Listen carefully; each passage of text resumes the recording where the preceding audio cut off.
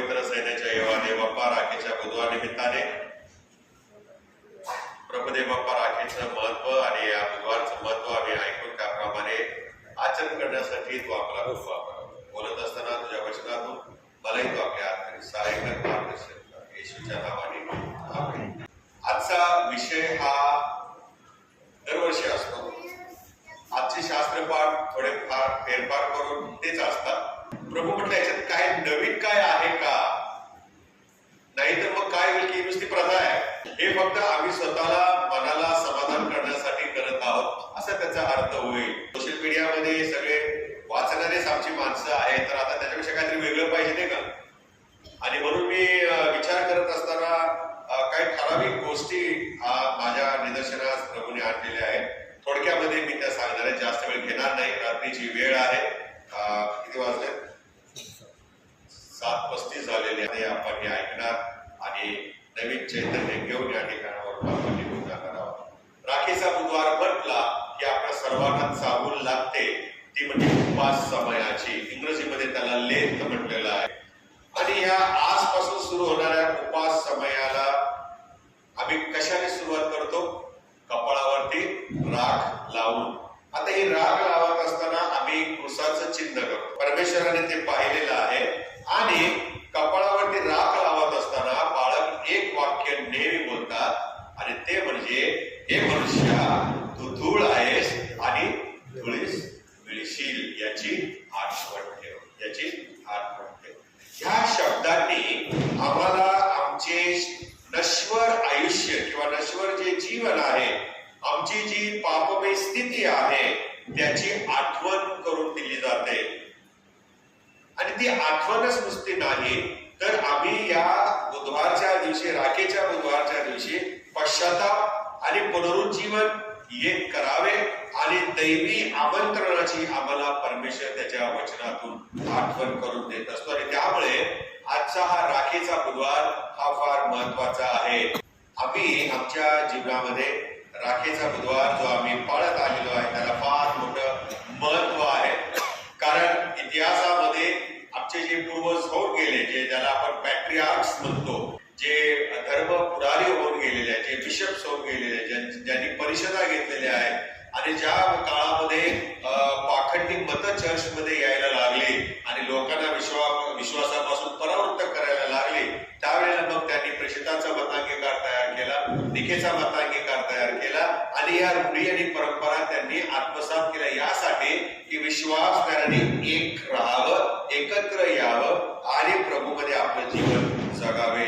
चांगल्यासाठी केलेली ही सुरुवात आहे.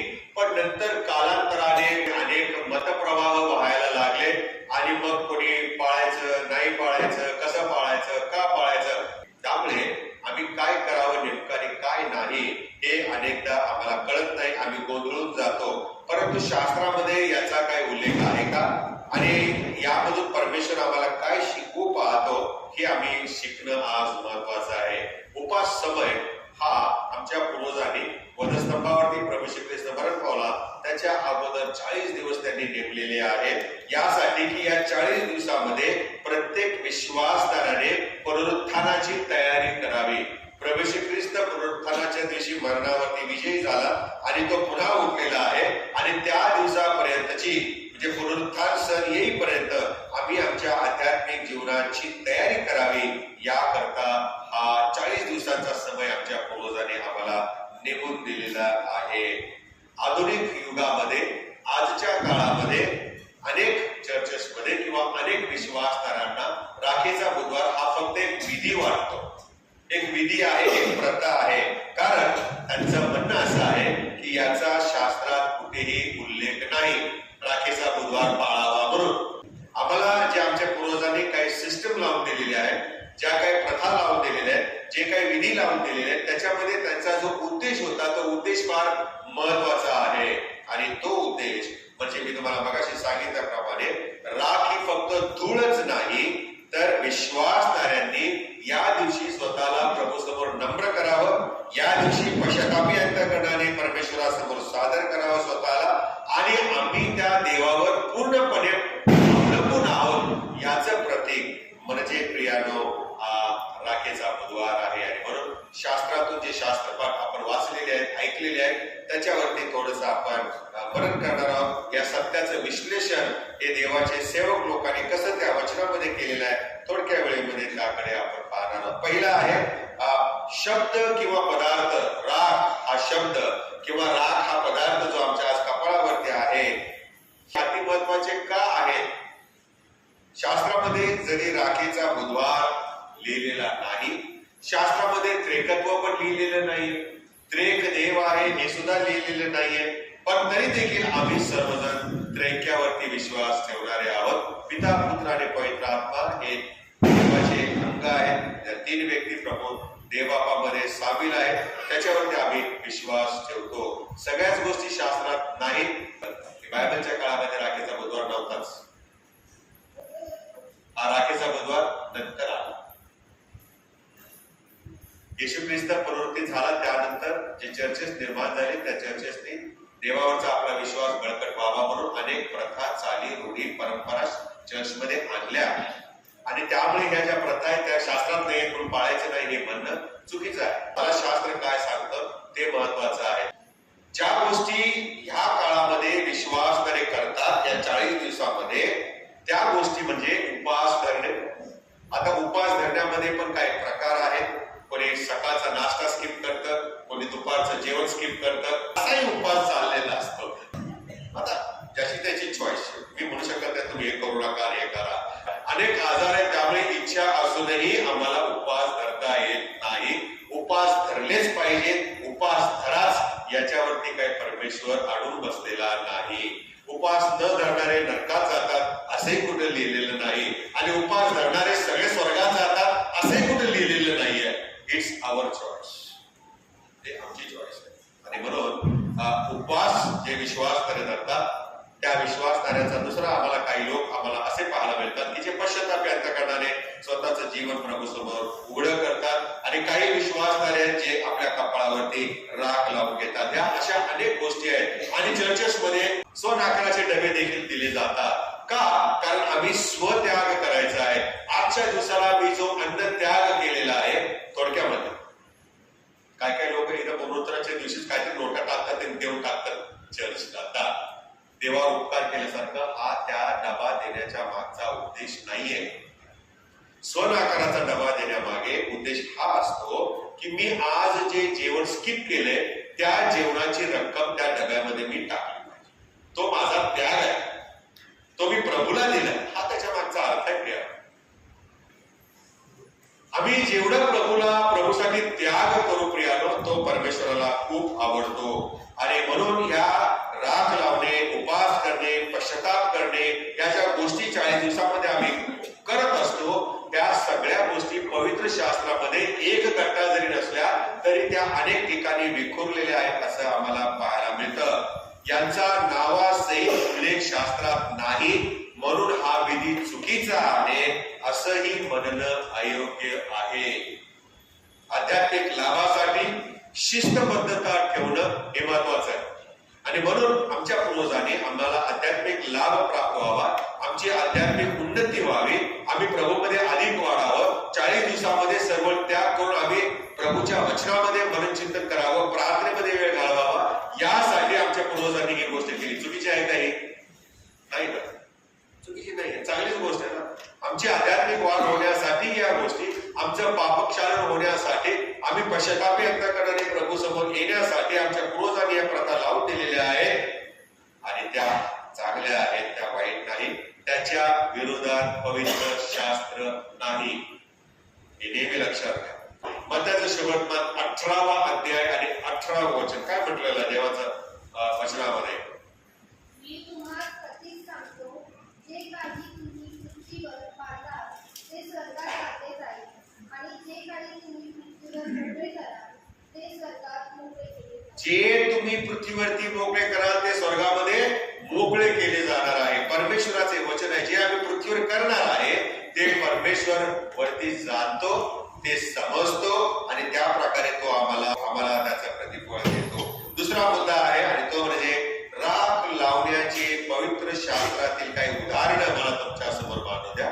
काही उल्लेख शास्त्रामध्ये आहे, कारण पवित्र शास्त्र राख हे पश्चातापाचं प्रतीक आहे, दुःखाचं प्रतीक आहे, नम्रतेचं प्रतीक आहे, हे आम्हाला शास्त्रामध्ये शिकायला मिळतं. पहिलं उदाहरण, एक 2-3 रेफरन्स आहेत, वाचूया आपण. योवाचं पुस्तक 42वा अध्याय 6वं वचन. त्या ठिकाणी काय म्हटलेलं आहे? तो देवाचा सेवक परमेश्वरासमोर कशा प्रकारे स्वतःला सादर करतो. योग 42 6वं वचन.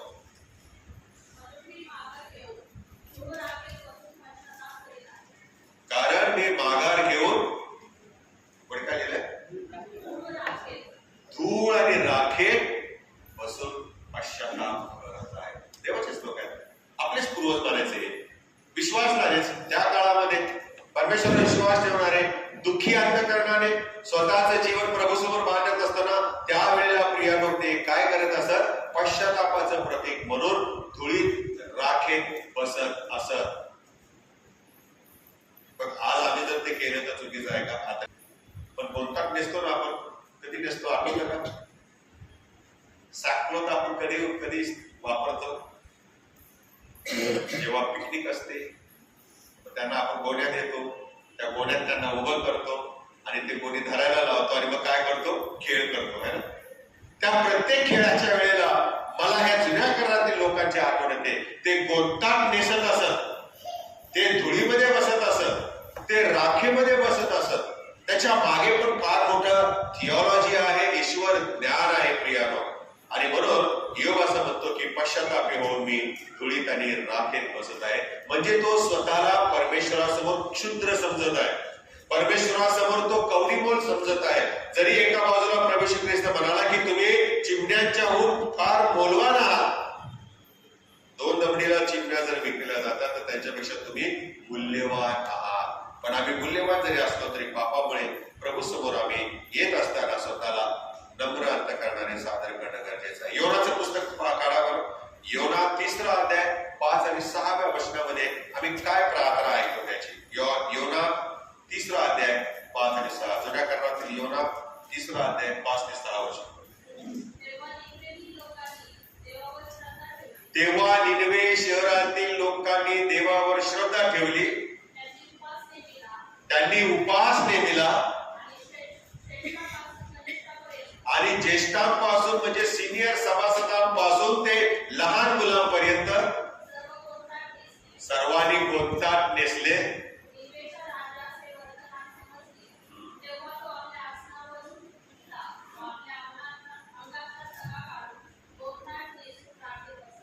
गोंताट नेसून राखेत बसला. पश्चाताप केव्हा केले यांनी? जेव्हा योनाने जाऊन देवाच्या वचनाची सुवार्ता सांगितली, पश्चातापाची गरज आहे कशी हे सांगितलं, आम्ही पापी कसे आहोत हे त्यांनी वर्णन केलं, तेव्हा देवाचा आत्मा त्यांच्या अंतःकरणाशी बोलला, त्यांना त्यांच्या पापाची जाणीव झाली आणि त्यांनी गोंताट नेसलं, राखेत धुळीत बसलेले आहे. राजाने ऐकलं तेव्हा तोही उठला राजासनावरून, त्यांनी कपडे काढले, गोंताट नेसलं आणि राखेत बसला. आम्ही राखेत बसत नाही, पण आम्ही त्या राखेचं चिन्ह आमच्या कपाळावरती कोरून घेतो. 3रं उदाहरण, दानियल 9वा अध्याय 3रं वचन.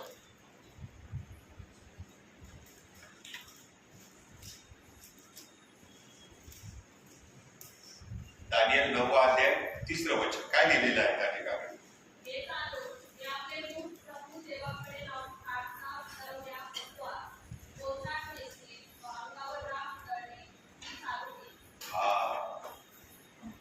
किती सुंदर आहे. दानियेलाच्या पुस्तकामध्ये तो असं म्हणतो की हे जाणून मी प्रार्थनापूर्वक परमेश्वरासमोर स्वतःला सादर केलं, गोंताट नेसलं आणि राख अंगावरती उडवली. पश्चाताप करण्याचा हा एक प्रकार पूर्वीच्या काळामध्ये शास्त्रात आहे. आता हे झालं जुन्या कराराचं. मला तुम्हाला नवीन कराराकडे नेऊ द्या. येशूच्या मुखातले शब्द आपण ऐकतो. मत्तयाचं शुभवर्तमान 11वा अध्याय 21वा वचन. मत्तयाचं शुभवर्तमान 11वा अध्याय 21वा. हे कोराजिना तुझी केवढी दुर्दशा होणार.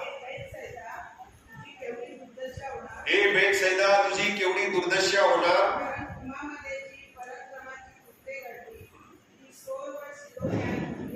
तुमच्यामध्ये जी पराक्रमाची कृत्य घडली, देवाने घडवली, ती जर सोर आणि सिदोन या शहरांच्या मध्ये जर झाली असती तर त्यांनी गोंताट आणि राख अंगावर घेऊन पश्चाताप केला असता. कोण म्हटलंय? कोणी म्हटले? येशूने म्हटले. येशूच्या मुखातले शब्द. येशूने राख लावणे, गोंताट नेसणे, पश्चाताप करणे, उपास पाळणे याला कधीही विरोध केला नाही. उलट त्याने त्याचा रेफरन्स घेतलेला आहे जुन्या कराराचा आणि म्हटलं की जर सोर आणि सिदोन या दोन शहरामध्ये तुमच्यामध्ये झालेले कृत्य झाले असते तर त्यांनी गोंताट नेसलं असतं, राख अंगावर घेतली असती आणि पश्चाताप केला असता. आज आमच्या कपाळावर राख लावलेली आहे. पश्चातापी अंतःकरणाने आपण प्रभूकडे येण्यासाठी आहे. प्रभू येशू ख्रिस्ताने या विधींचा, या गोष्टींचा, या पदार्थांचा कधीही निषेध केला नाही. उलट ते एक पश्चातापाचं प्रतीक आहे. याला येशूने संमती दिली. म्हणून जर कोणी म्हटलं हे काय बायबलच्या विरोधात आहे, चुकीचं आहे, अमुक आहे तमुक आहे, विश्वासामध्ये ढळू नका. त्याला ही वचने जाऊन सांगा. तिसरा मुद्दा आहे आणि आम्ही वचन ऐकलं ते सुरुवातीला, हे मनुष्या तू धूळ आहेस आणि धुळीस मिळशील. हे मानवी स्थितीचं दर्शन घडवणारं वचन आहे. देवाच्या वचनामध्ये हे आम्ही पाहतो. उत्पत्तीचं पुस्तक 3रा अध्याय 19 वचन. बाळक जे बोलतात तुम्हाला कपाळावर राख लावताना ते मनाचं बोलत नाही तर देवाचं वचनच ते नेहमी रिपीट करत असतात. उत्पत्ती 3 आणि 19 वचन. तू आपल्या निरळाच्या घामाने भाकर मिळवून खाशील व अंती पुन्हा मातीला जाऊन मिळशील. कारण तिच्यातून तुझी उत्पत्ती आहे. तू माती आहेस आणि मातीला जाऊन मिळशील. You are dust and you shall return to the dust. मातीपासून प्रभूने घडवलं आणि मातीमध्ये आम्ही मिसळून जाणार आहोत. सुंदर वचन आहे प्रियानो. आणि हे वचन आम्हाला आमच्या मरणाधीनतेची आठवण करून देते. आम्ही कितीही मोठे असलो, आम्ही कितीही शिकले सवरलेले असलो, आम्ही किती उच्च प्रतीचं जीवन जगत असलो तरी शेवट कुठे आहे? शेवट आमचा माती. हे वचन जे आहे, हे मनुष्या तू धूळ आहेस आणि धुळीस मिळशील, हे मनुष्या तू माती आहेस आणि मातीस मिळशील, हे वचन आम्हाला आमच्या मृत्यूची आठवण करून देते की एक दिवस आम्ही येणार आहे, आम्ही या जगाचा निरोप घेणार आहोत आणि म्हणून आमचं जीवन संपूर्णपणे देवावर अवलंबून आहे याची जाणीव राखेचा बुधवार आम्हाला करून देतो. पूर्वीच्या काळामध्ये देवाचे दास आपली विनयशीलता, आपली नम्रता व्यक्त करण्यासाठी परमेश्वरासमोर स्वतःला राख आणि धूळ समजत असत. एकच उदाहरण देतो. काढा उत्पत्तीचं पुस्तक 18वा अध्याय 27 वचन. उत्पत्तीचं पुस्तक 18वा अध्याय 27 वचन. अब्राहम काय म्हणतो परमेश्वराला? अब्राहम म्हणाला, कोणाला? परमेश्वराला काय म्हणाला?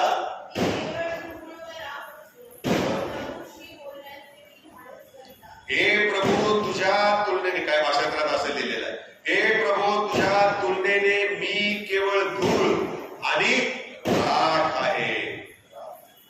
अब्राहम परमेश्वरासमोर अशा प्रकारे स्वतःला सादर करतो. राखेचे बुधवारी नाही म्हटला तो. ज्यावेळेला तो पश्चातापी झाला, ज्यावेळेला त्याला पापाची जाणीव झाली, जेव्हा त्याला नश्वर जीवनाची प्रचिती आली, त्यावेळेला तो प्रभू समोर नम्र अंतःकरणाने येतो आणि म्हणतो, प्रभू मी तुझ्या समोर केवळ धूळ आणि राख आहे. चौथा मुद्दा आजच्या दिवशी आणि महत्वाचा आहे. आम्ही उपास जे आहे 40 दिवस पाळतो, त्याची आवश्यकता किती आहे, काय आवश्यकता आहे? मग काही लोकांनी हे उपवासाचे समय 40 दिवस का ठेवले? कारण मग त्यांचं म्हणणं असं आहे, येशूची अरण्यामध्ये 40 दिवस परीक्षा. मत्थ्याचं सुवर्तमान 4था अध्याय पहिल्या 2 वचनामध्ये लिहिलेलं आहे.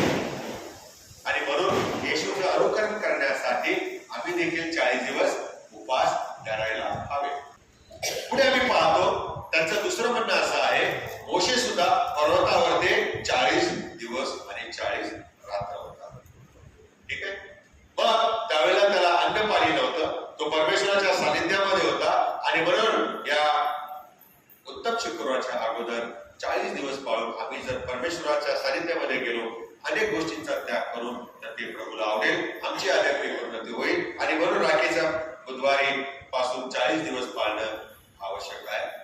एलियाने 40 दिवस प्रवास केला असं म्हटलेलं आहे. किती दिवस?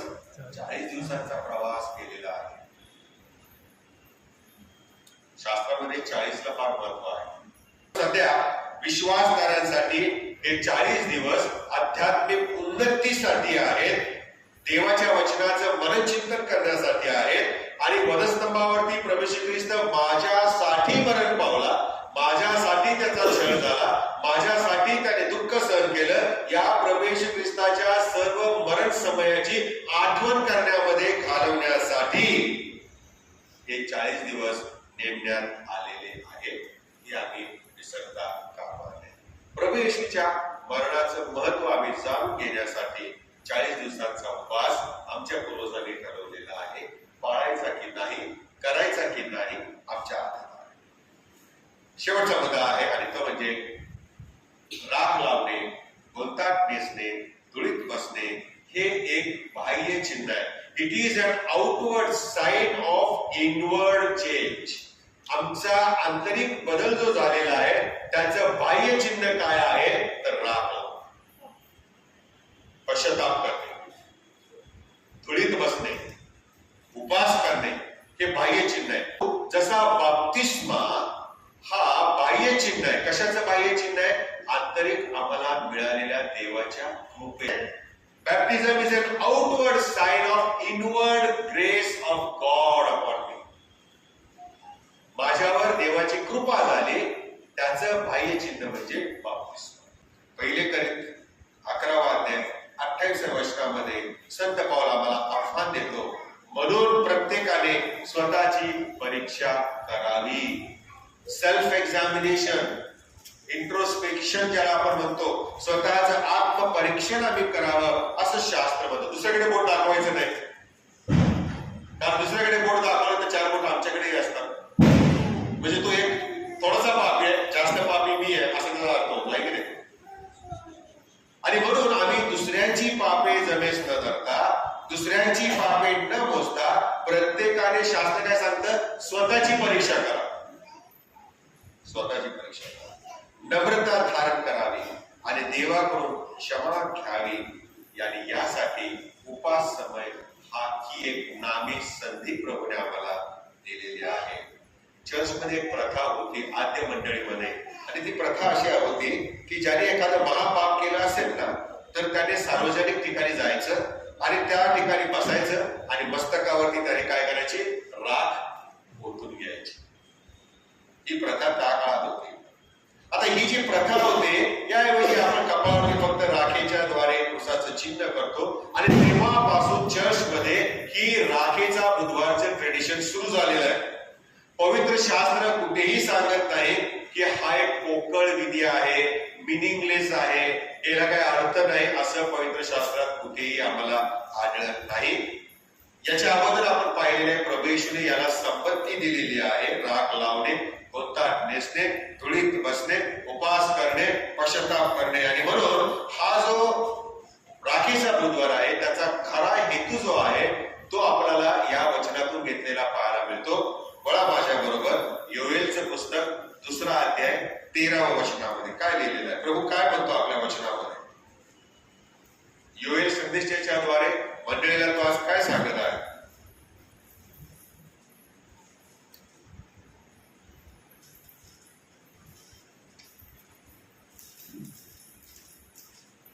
योएल आमोस सांगितलं नाही काय? आपली वस्त्रे 2रा अध्याय 13 वचन.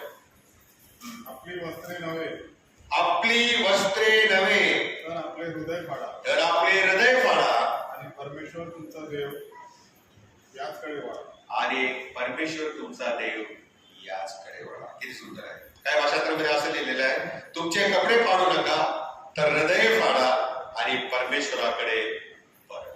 कम बॅक टू द लॉर्ड. परमेश्वर, आम्ही किती गहन पापी करणारी माणसं असतो तरी तो आमच्यावर प्रेम करतो.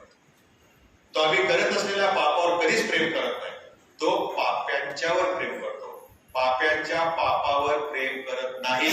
माणसं हे समजत नाही. माणसं काय करतात, आम्ही करत असलेल्या पापावर शिक्षणाच्या अतिशय विरोधात. आणि म्हणून प्रभू श्री ख्रिस्त ज्या वेळेला पापी लोकांच्या बरोबर जेवायला बसायचा त्यावेळेला तो टीकेचा धनी व्हायचा.